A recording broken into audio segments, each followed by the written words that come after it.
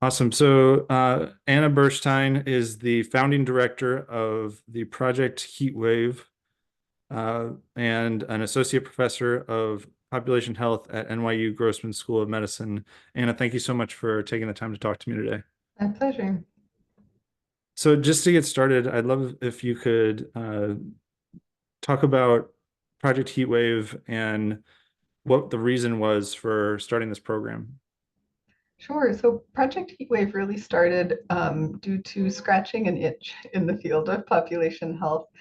My own background has been primarily in infectious disease modeling, looking at major epidemics and pandemics like HIV, and applying skills from population modeling as well as health economics, asking questions like with limited resources that health departments have, especially in really resource limited places with two-thirds of HIV is in sub-Saharan Africa. How do you give the most health possible to a population when you have very few doctors, you have very few dollars, right, in the Ministry of Health bank account? And my lab here at NYU, we're 12 people right now. We're one of many labs in the world that's asking this question just for HIV. And as I got to know more about climate change and realizing that sort of the main ways that climate change is going to detriment health will be through nutrition, malnutrition, through crop failures, and through heat being harmful to health. I couldn't find a single lab in the entire world that is doing what we're doing for HIV and for other infectious diseases, but for extreme heat. And this was scary to me because HIV impacts about 40 million people in the world. That's a huge number. Extreme heat in this century will impact more than 1 billion people with a B.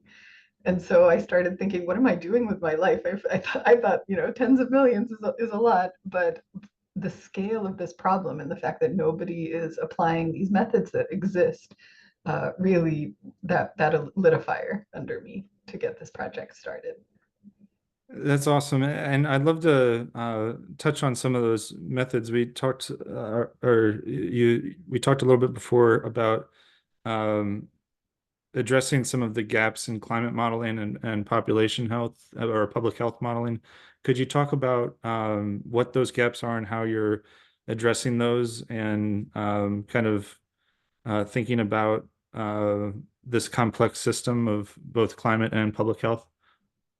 Absolutely. And I'm glad you raised that term complex system, right? Our Earth is an incredibly complex system. You think about the butterfly effect and the fact that it can be hard to predict the intricate patterns of the swirls of clouds that we see in satellites. There's a clear, predictable overall trend that's happening, which is the planet is warming due to the greenhouse effect. But the local phenomena and will currents change directions and will clouds that produce rainfall shift from here to here, they're a lot trickier, right, to predict. And within that complex system, there are models that use physics, right, things that we understand well, the transfer of moisture and heat and wind, the transfer of mass, and try to predict, if not the climate, right? They can't predict which day the rains will come, or excuse me, if not the weather, the climate, right? In general, is it going to be hotter or colder? Is it going to be drier or wetter as time goes on? And so those global climate models are the basis of things like the IPCC, right, reports, and then you can download these very granular data going way into the future from these models. These are the models that we're using, and our goal is really to downscale those models to the scales that matter for people, for populations, and then combine them with health models where we have sort of digital people in the model who are being exposed to these conditions. And we're particularly interested in how exposure to heat and different things that make heat worse. So for example, when it's humid and hot at the same time, that's much worse for your health, right? It feels very stifling to be out on a hot, humid day. I'm in New York City and it's about to be May, thank goodness. But between the 4th of July and Labor Day in New York City, it is not pleasant outside, it's stifling. And that's because water in the air, water vapor is sort of a greenhouse gas. It reflects your body's heat back on you like a blanket. And it also subverts sweating, right? At 100% humidity, sweating doesn't do you any good because that sweat is not going to evaporate. Already the air is saturated with moisture. So humid heat is really, really dangerous. And in fact, you can withstand much hotter temperatures of dry heat than humid heat because our body's way of cooling itself is through sweating. And it also, of course, depends on wind speed, right? If you're depending on the evaporation of sweat, it depends on if you're in the full sun or not. Depends on if your body is well acclimated or not. Do you have an underlying health condition? Are you very old, very young? There are all these factors. And so we can really try to model that. But this idea of combining all of that complexity of our complicated bodies and how they respond to different meteorological things that happen around us, plus all the complexity of Earth's system that will cause those meteorological things. That's our big goal, is combining those two to try to predict heat health. But your original question is kind of what are the gaps? And there are big gaps, unfortunately, both on the climate side and on the modeling our bodies when they get hot side. And so the kind of step one for this project to make these models really good is to try to be a good scientific citizen and try to fill those gaps. So our project has a number of partners.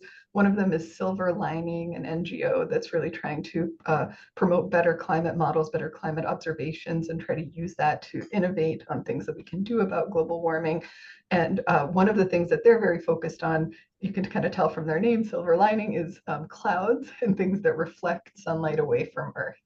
So it turns out things have been heating up here on Earth faster than the global climate models predicted that they would. And a big factor contributing to that is that less sunlight is getting reflected away than was before. And the reason for that is we've done a good thing. We have cleaned up pollution to some extent. So for example, when a ship carries cargo across the ocean, the wake of that ship is a big white stripe across the ocean that you can see from space.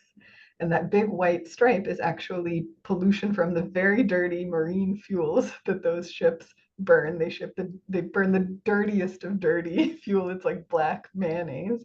And all of that pollution, the sulfur and nitrogen, species, gets spewed out over the ocean into, like disgusting stuff that you wouldn't want to breathe. But those particles, they actually nucleate clouds. They actually nucleate, water gets attracted to them and it becomes a water droplet. And it's, I'll never forget a fellow scientist and atmospheric chemist sent me a video that really brought this phenomenon home to me, and I wish I had it to share. He had a video that was made by some researchers on an Arctic research station a few years ago. And so it's freezing cold outside. It's middle of nowhere Arctic. They have this heated trailer where they're trying to survive and do their research. And one of them steps out of the trailer with a hot cup of coffee. And above the cup of coffee, there's no steam. And then she opens her mouth and goes, ah, and there's no steam. You don't see her breath the way you would on a cold day in New York City. And then her friend pops out of the trailer and lights a lighter, like, just a little gas lighter. And suddenly you can see the steam coming off the coffee and you can see her breath. And it's because up in the Arctic, the air is so clean and they're so far from civilization. There's basically no pollution in the air. There's so little pollution. You can't nucleate the little cloud that you make when you exhale or when you have your hot cup of coffee in the cold. So that's basically what that ship is doing is that's the lighter, right? It's nucleating these clouds over the ocean where there's a lot of moisture in the air, but there's not a lot of, it's fairly clean in the middle of nowhere in the ocean. So sorry, that was a long detour to say dirty ships made clouds. And those clouds actually, the oceans look dark in a satellite imagery. When something's dark, it means that light is getting absorbed, and it made parts of those oceans white, which means that light is getting reflected back into space. So when we cleaned up marine fuels, those white tracks are not as white anymore for good reason, because we're not polluting as much. We're not, think of lighting as many lighters. But that meant that basically we were cheating on climate change before, is a way of putting it. All our dirty coal plants and all the things that were making disgusting pollution, they were actually reflecting away some of the sunlight that the same pollution in the form of CO2 was trapping on planet Earth. And for a while, it was actually kind of canceling out the warming that we were seeing on Earth. Of course, that can't last forever. That's not sustainable. But what we've done is we still have that CO2 blanket over the planet that's trapping heat inside. We're cleaning up pollution, which is all kinds of good for health, but it's making us feel the warming that we should have felt all along if we weren't Mm. kind of cheating with pollution. So Wow. that is one big limitation of these global climate models. They don't have aerosols. They don't have these little particles in them that nucleate clouds that have a huge effect on how much sun gets trapped in the Earth system versus reflected away in space. Clouds are unbelievably complicated, and you might remember from elementary school, there's different layers of clouds that have different names, and certain ones of them reflect heat away, others trap heat in the clouds depending on their elevation and their shape, and are they more puffy and dense or more translucent. So that improving upon that is really important because the models got it wrong. I mean, we hit so many heat records these past few summers, some of which is attributable to cleaning up aerosols. So it Wow. would be really good to fix global climate models so their predictions are right. And also, people have really thought hard about, are there environmentally friendly ways to kind of cheat on purpose and produce these reflective clouds, or modify where clouds go so we can reflect sunlight away from areas that are really overheating. And we certainly can't do that unless we have models that actually include these in them. And how are they going to interact with this complicated Earth system? So that's on the climatology side. It's already really hard, but it needs to get even more complicated. On the physiology side, I would say the gaps are even bigger because we have some mathematical models, some equations for how much heat a human body can stand. But those models they're just so much work yet to be done. One reason is that we can observe at the population level how many people die every day on a hot day versus a cold day, but it's difficult for us to then stratify, was heat, where was heat in the causal pathway of that day. For example, there are probably a lot more drownings on hot days than cold days, but Mm. do we want to include that as a climate related death? It's good that people swim, and so there will be more drownings, but we know that heat stroke is just the tip of the iceberg. We know that, there's all these behavioral things. People just are more active. They go out more when it's warmer, and we're not really sure that we want to count that against climate change per se. That's kind of a good thing. And then we know a lot more people have heart attacks, cardiovascular type illnesses when it's very hot. And so there's this other effect that heat has where it's not, people aren't dying of heat. Their death will not be coded as someone came in with heat stroke, but the heat is exacerbating some other underlying illness that they had. So really understanding those pathways. The other challenge is the other thing you can do is actually bring a person into the lab and basically put them in a very fancy sauna. So Mm. in these saunas, they have people swallow a tiny little thermometer so they can measure their core temperature very exactly. And they're going to be wearing a heart, monitor and an EKG and everything. They know everything that's happening to them. And then they crank up the heat, the humidity. They have a fan. They can vary the speed of the fan. They might have people on a treadmill so they can understand exertional heat stroke, the risk of that, because you're actually running the furnace inside of your body that's contributing to that versus lying down or sitting down. And what we know from those experiments is there is an absolute limit to how much heat the body can take. And that limit is approximately 35 degrees Celsius or 95 Fahrenheit on a special type of thermometer it's called the wet bulb temperature, and it's basically a wet thermometer. So when you Mm. say, oh, it's 35 Celsius out, you normally mean a dry thermometer that you would put out, in the shade and look out your window and see the temperature.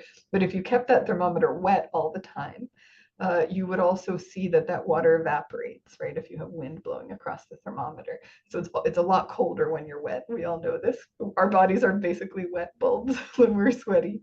And so, especially when it's dry and windy, you can be a whole lot colder when you're wet than when you're dry. So that wet bulb thermometer, it's always going to be colder than the actual air temperature, except at 100% relative humidity where they read the same.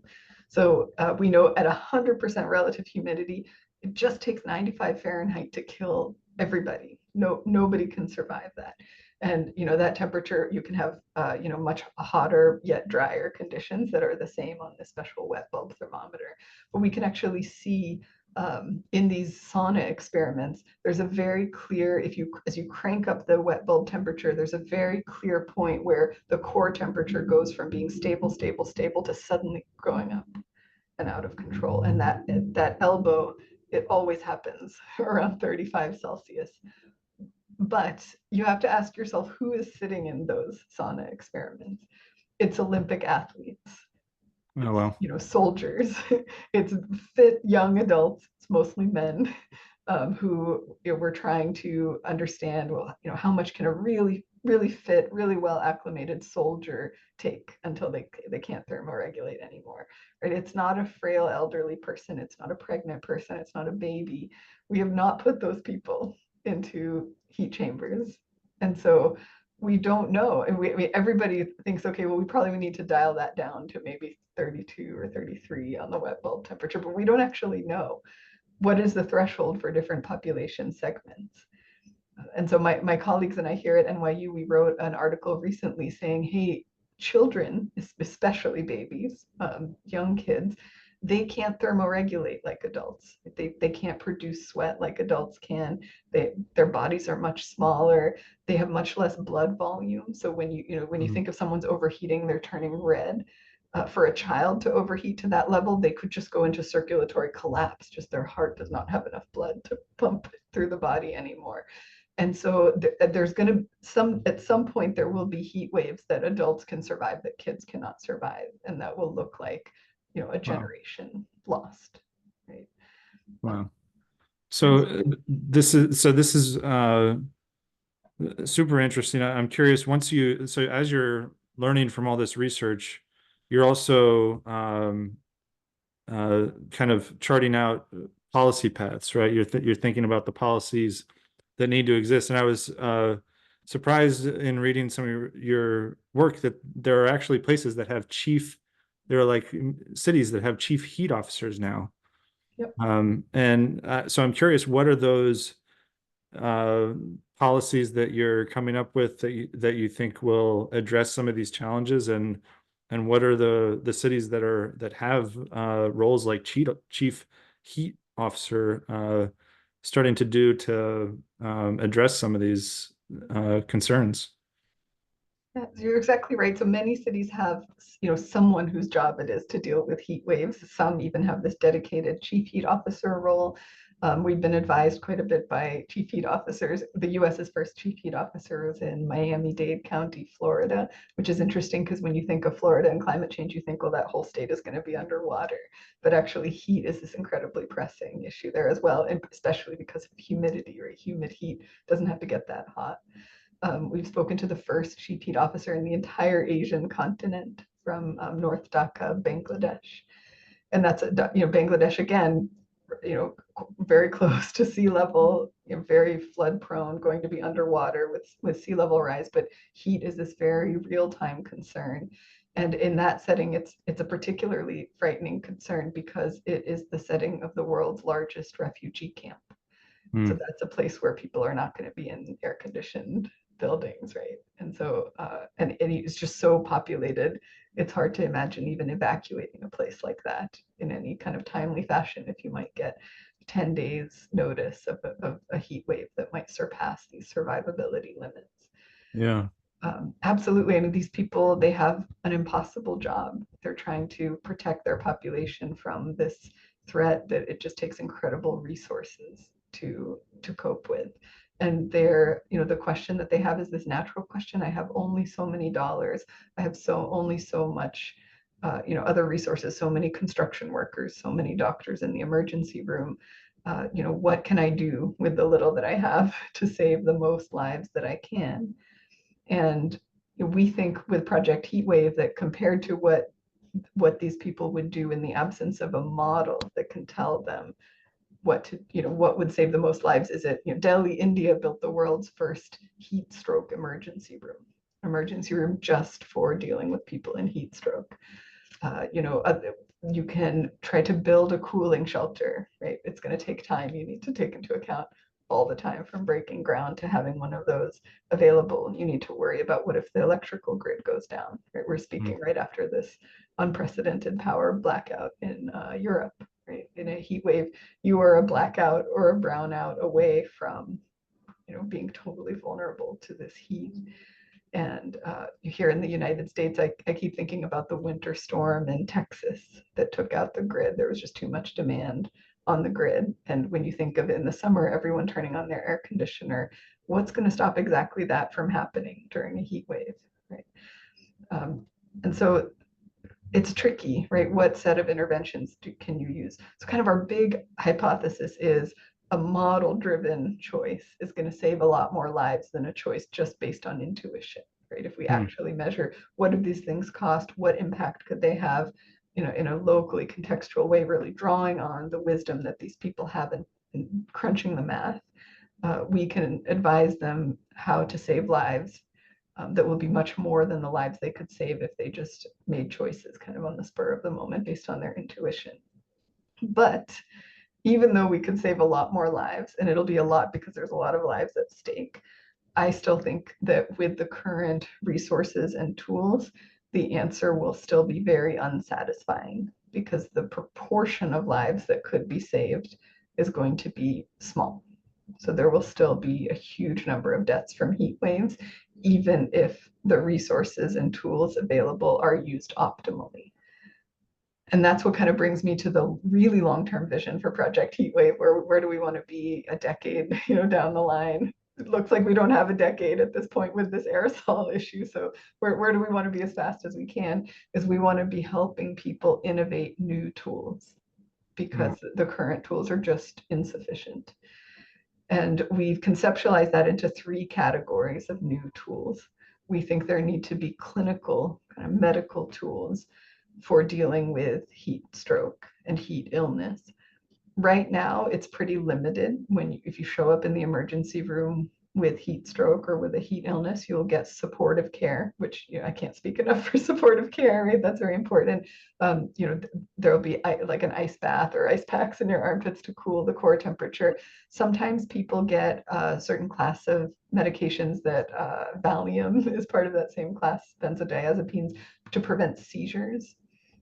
And there's very experimental stuff looking at things that prevent blood clotting because heat increases the viscosity of blood. It causes these microclots that cause multiple organ failure. So can you Wow. reduce clotting or reduce inflammation to prevent organs from failing, give someone a bit of a buffer on the heat that they've been exposed to? And that's just experimental. That's not even, part of clinical guidelines. But there's nothing really upstream of that in terms of I think of in a radiological emergency, you pass out potassium iodide, right? Which it's not going to prevent every cancer, but it's going to reduce the risk of cancer. What if we had something we could pass out in a heat emergency, right? Especially these humid heat waves that we think are going to be affecting the biggest populations in these really vulnerable areas, southern Asia, where you have these large informal settlements, very big populations. Our body's response to that humid heat can be, I would say, a bit maladaptive, actually, in a way. Your heart starts to race, blood comes to your skin, you flush red, and that it sort of turns up the furnace when you're already overheating. And so, maybe there are medications that can help people withstand the heat just a little bit more and help some percent get through it. There probably isn't a miracle pill that can be developed that can make people withstand insane, temperatures, but that just can help more of the population get through it. The potassium iodide for heat waves. That's something, it's very hard to discover something like that, but I think it's worth investing in that. The second, beyond the medical interventions, I think, is the engineering interventions, right? Air conditioning has not changed in a very long time. There are new technologies, new ideas, things like Peltier coolers, things that you could run maybe a little more efficiently, especially in this high humidity heat. When it gets really hot and humid, your air conditioner just becomes, a real energy guzzler because it's getting inefficient. It's not really designed for that very, very hot, very humid regime. And so, what are other technologies that might give you more cooling for your electrical input? One of our partners, we partner with Georgia Tech, which has just an amazing engineering program, and they're thinking really out of box, really creatively of things like, can you passively cool a body of water like a lake and then pump that to the population? That's a lot more efficient than cooling the air. Um, just all kinds of ideas there of just kind of reinventing air conditioning to some other cooling solution that could work better, that maybe could be deployed more quickly in an emergency, be cheaper. And then the third class of interventions is the most controversial one, which is climate interventions, right? We don't want to break Earth's system even more than it's already broken. But when you think about the scale of mass casualty that could occur, it does seem smart to at least study how you would do things to prevent, millions of people from dying in a heat emergency, whether that's generating clouds, something maybe a little bit more local, low-lying clouds, to all the way to these things that people talk about of injecting particles way up into the stratosphere and the top of our atmosphere to try to reflect away heat from Earth. Very challenging to think about because oftentimes when you mess with Earth's system, there are winners and there are losers. And the people who live in cold climates tend to be the winners, and the people who live in hot climates tend to be the losers, and the income tends to be distributed in a way that then makes that a bit of a hard sell for the people who are wealthy and making the decisions. And like I just said, the models, we don't really understand how these aerosol particles that this reflection of sunlight is based on move around Earth's system. So it's a tricky thing. Um, when we think about in general climate interventions, there's like reflect away the sun, and that's the most directly, I think, associated with heat. So it's a natural place to go for heat. There's try to sequester carbon somewhere, and that has a very indirect effect on heat, and it's going to take a long time to sequester enough carbon to make a difference. In fact, I mean, obviously, step one of all of this is to stop greenhouse gas emissions and hasten the clean energy transition. But even with that, even if we were to stop emissions right now, we're just headed into this climate overshoot era, just because it takes a long time, right? Or if you slow down emissions, you're still emitting. And there's all this carbon built up in our oceans now. Our oceans have very kindly been absorbing all this extra carbon we've been putting into the atmosphere. That's going to come back out. So, I should mention here, maybe I should highlight this. I very much support greenhouse gas emissions. We're eventually going to make this Earth completely unlivable. So obviously that needs to happen too, but we need all these emergency measures, and these are not an excuse for continuing with greenhouse gas emissions. So I've said that very clearly. But yes, I think R&D, we're so early. There has not been even basic R&D in, what medicine can I quickly give out in a heat emergency that will help people survive? What can I replace air conditioning with that is better for these extreme heat conditions, especially in places where the grid could go down or where people are just really poor. There's not a lot of infrastructure. And then, is there some way we can modify the local weather to cool things down when it's hot? There's just, it's going to be, unfortunately, a very long research path. But we know in emergencies we can really step on the gas, so to speak, for research. What we saw with the COVID pandemic, with a vaccine being developed in under a year, and not just developed, being like in arms in under a year. We know if we take these really mass casualty things seriously, we can really accelerate research, if donors, funders of research take this seriously. Well, just building off of that, I'm curious if you could talk about what you think the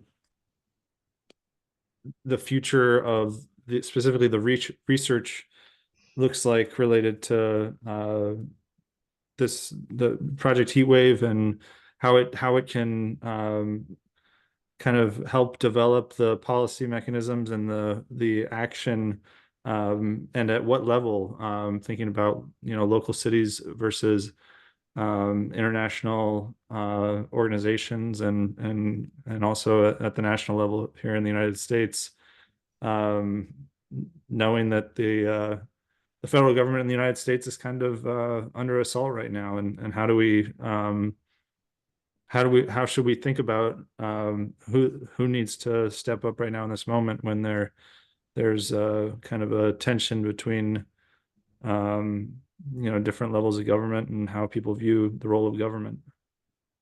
Yeah, I mean, it's a difficult moment right now. It's hard to do mitigation, meaning, not emitting so many greenhouse gases, but there's strangely enough also not a lot of funding or support for adaptation resilience type interventions, which Project Heatwave, we very much think mitigation is essential, but we are at the moment really focused on adaptation resilience. So the fact that we are already headed for a climate overshoot, how do we save the most lives possible with what the things that we've already done that we will not be able to take back in time.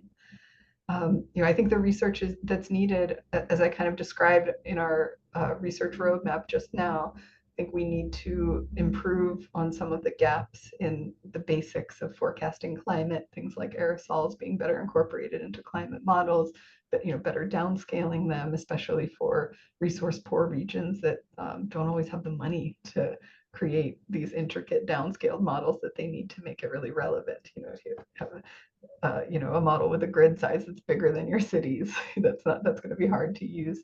But these places often don't have the computational resources, to downscale. And then on the physiology side, the fact that we understand what a soldier and an athlete can take as far as heat, but we really don't understand how do we segment that heat vulnerability to the population segments that are actually going to be the ones affected first by rising heat. And so, you asked about what level, and I really, for Project Heatwave, the way that we're approaching that is we are trying to work with stakeholders, with local researchers to figure out what is the right level. Some of our earliest partnerships have been in the United Arab Emirates in the UAE, because the coast of the Arabian Gulf is the first place on earth that's going to get to these, surpassing the survival threshold that even a soldier or an athlete can take before your core temperature starts to go up. These are places with a lot of infrastructure. There's a lot of air conditioning, a lot of structure is already there. So it's interesting, actually, there have already been weather stations registering wet bulb temperatures above that survival threshold of 35 Celsius in that region. Wow. But we haven't, there hasn't been a mass casualty event, because there is infrastructure there to cool people. Everyone must access air conditioning. You wouldn't be able to sleep.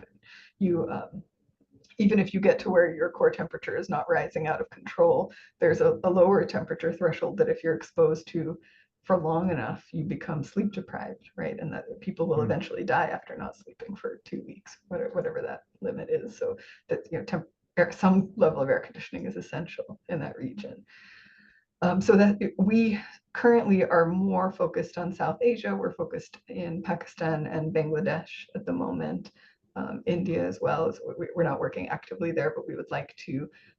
And that's because these are kind of the next in line to experience what the coast of the Arabian Gulf is experiencing.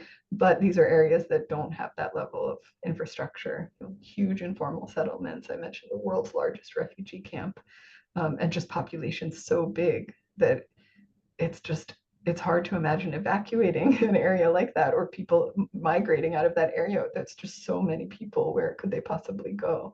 And Right. so, there needs to be some kind of solution, or else it seems like we are headed for a mass casualty event. Mm. Sometimes people get fired up around this issue after reading the book Ministry for the Future. um, Kim Stanley Robinson, the opening chapter describes a fictitious heat wave that ends in a mass casualty event, and kind of what would it be like to be in that heat wave. But it's that, that's fiction, but I think it's going to be fact, and the climate models show that we're heading to that. Wow. Uh, well, you've given me a lot to think about, and I hope the viewers a lot to think about as well. I'd love to have another conversation with you about this a little bit down the road, but thank you so much for taking the time to talk to me and to share your research. And yeah, I really appreciate it. Thank you for the opportunity.